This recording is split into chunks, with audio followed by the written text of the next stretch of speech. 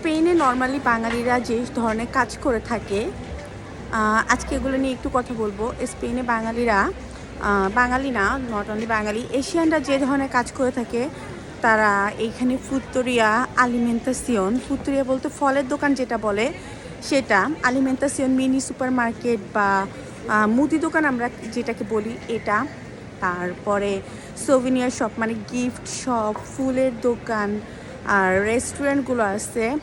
আর normally বাঙালিরা যেই বাঙালি বলতে এশিয়ানরা যারা বিজনেস দেয়, তারা মেনলি কাবাবের দোকানগুলো রেস্টুরেন্টের মধ্যে, সোভিনিয়ার শপ, আলিমেন্টাসিয়ন এগুলো দিয়ে থাকে।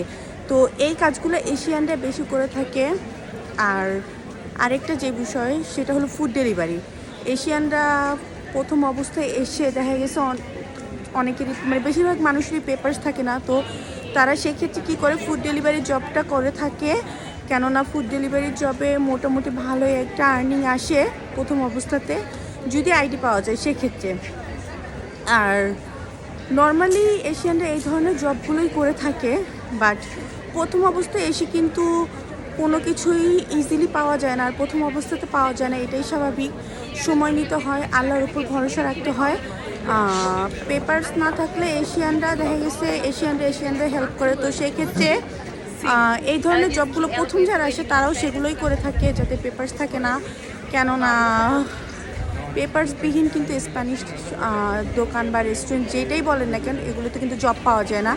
সেক্ষেত্রে এই জবগুলোই পাওয়া যায়। আরেকটা কথা সেটা হলো এখন কিন্তু এখনকার সিচুয়েশনের জব খুবই ক্রাইসিস। আমার এই ভিডিওর পরে হয়তোবা অনেকে ভাবতে পারেন তাহলে হয়তোবা জব ইজিলি পাওয়া যায় বা এই ধরনের বিষয়গুলো, বাট না, জব কিন্তু একদম ইজিলি পাওয়া যায় না। জব কিন্তু প্রচুর পরিমাণে জবের ক্রাইসিস। বাট আল্লাহর উপর ভরসা রাখতে হয়, রিজিক যখন থাকবে অবশ্যই জব পেয়ে যাবেন, ধৈর্য ধরে থাকতে হবে। আর ফুড ডেলিভারি জবটা যেই বিষয়টা আরেকটু বলি আমি। প্রথম অবস্থায় মানুষ ফুড ডেলিভারি জবটা যে কারণে করে, কেননা ফুড ডেলিভারি জবটা মোটামুটি একটা ভালো আর্নিং পাওয়া যায়। তো আরেকটা ভিডিওতে আমি সেটা শেয়ার করবো, ফুড ডেলিভারি জবে মোটামুটি কেমন আর্নিং আসে।